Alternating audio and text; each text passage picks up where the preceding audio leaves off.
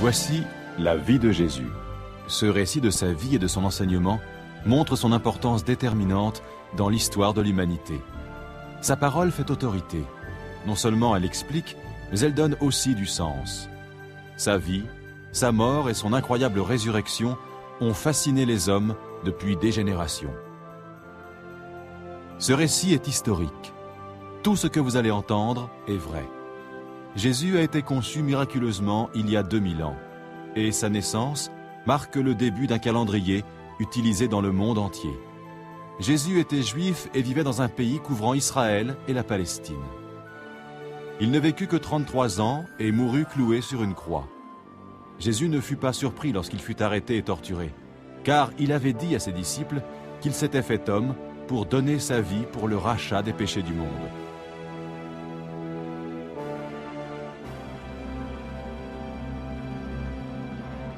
Pendant les 3 ans qui précédèrent sa mort, Jésus alla de ville en ville afin d'enseigner aux hommes qu'il était envoyé par Dieu pour donner son Esprit éternel, le Saint-Esprit, à tous ceux qui accepteraient le don de son pardon.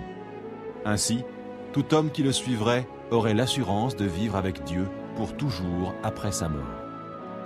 Pour montrer qu'il était bien Dieu, le Créateur ayant pris forme humaine, Jésus accomplit de nombreux miracles.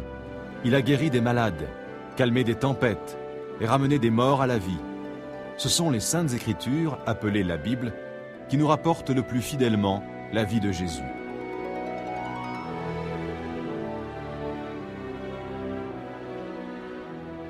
C'est un médecin qui vivait à la même époque et dans le même pays qui nous a rapporté les actes extraordinaires et les paroles uniques de Jésus.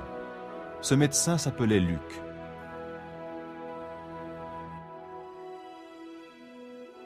Vous allez maintenant découvrir une partie de la vie de Jésus d'après l'Évangile selon saint Luc.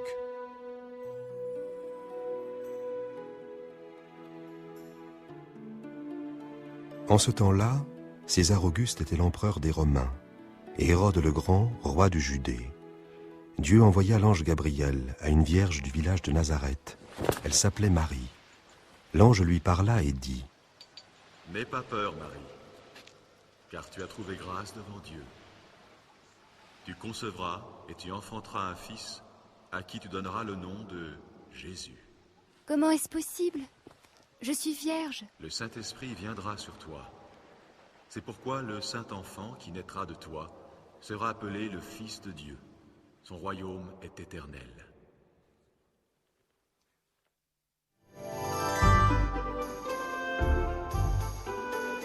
Les jours passèrent, et Marie était enceinte. Quand la nouvelle lui arriva que sa cousine Élisabeth et son mari Zacharie allaient aussi avoir un enfant, après toutes ces années, Marie partit en hâte sur les routes poussiéreuses pour rejoindre le village où vivait le couple. Élisabeth ! Marie, cousine Marie, tu es bénie entre toutes les femmes. Et l'enfant que tu portes, lui aussi est béni, car à l'instant où tu m'as salué, le bébé qui est en mon sein a remué d'allégresse.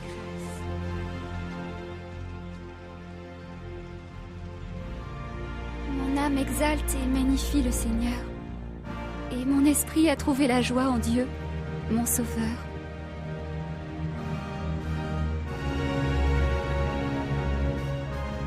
Désormais, tous les âges diront mon bonheur.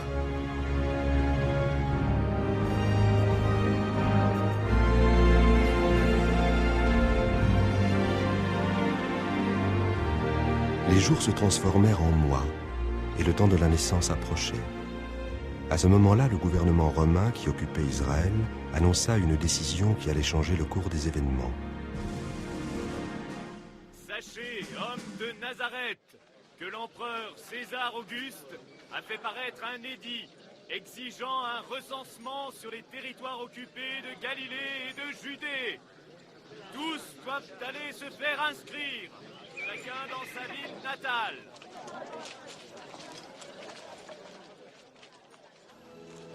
Marie et Joseph se mirent en route. Un voyage de plus d'une semaine à dos d'âne à travers la montagne, pour rejoindre Bethléem, afin d'y être recensés. Mais une fois arrivés, il n'y avait plus de place pour eux à l'auberge. La fréquence des douleurs de Marie s'accélérant, ils finirent par s'installer dans une étable pour y attendre la naissance du bébé. Dans les champs environnants, des bergers passaient la nuit à la belle étoile et surveillaient tour à tour leurs troupeaux. Tout à coup, ils virent apparaître devant eux un ange du Seigneur, resplendissant d'une gloire divine. Que se passe-t-il? Qu'est-ce que c'est? Regardez cette lumière! Elle éclaire tout le ciel! Un ange! C'est un ange! Aujourd'hui, dans la ville de David, un sauveur vous est né. C'est le Christ, le Seigneur. La ville de David. C'est Bethléem! Allons vite voir ce qui s'y passe! La joie des bergers était grande. La tradition juive leur avait enseigné qu'un jour, un Messie, le Sauveur, naîtrait et donnerait sa vie pour eux en pardon de tous leurs péchés. Ils partirent donc très vite pour trouver le nouveau-né. C'est un miracle! Les bergers trouvèrent rapidement Joseph, Marie et Jésus. Le bébé bien enveloppé dans un lange était couché dans une mangeoire. Les bergers s'en retournèrent, louant et glorifiant Dieu au sujet de tout ce qu'ils avaient vu et entendu. C'était bien ce que l'ange leur avait annoncé.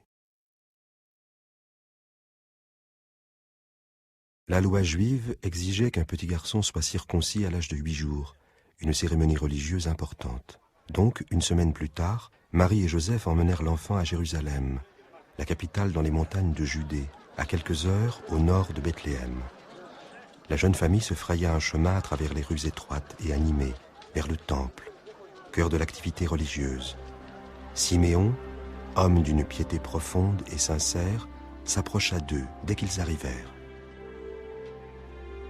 L'Esprit Saint avait promis à Siméon qu'il ne mourrait pas sans avoir vu le Messie, celui que les Juifs espéraient voir venir dans le monde pour le pardon des péchés.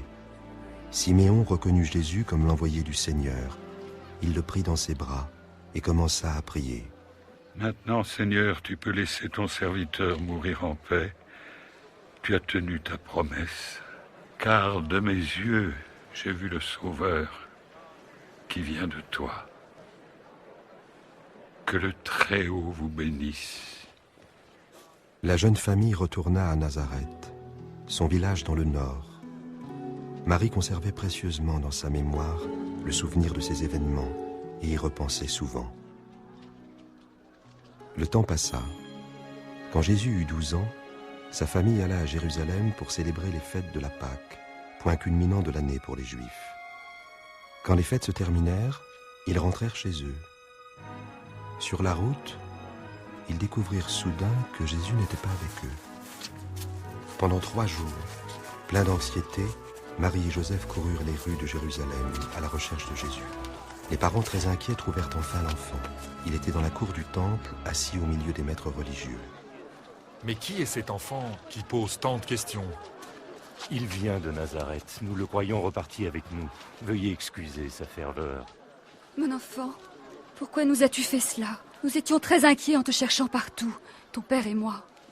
Pourquoi m'avez-vous cherché? Ne saviez-vous pas que je dois m'occuper des affaires de mon père? Puis Jésus retourna à Nazareth avec ses parents où il grandit en force et en sagesse. Il se rendait agréable à Dieu et aux hommes.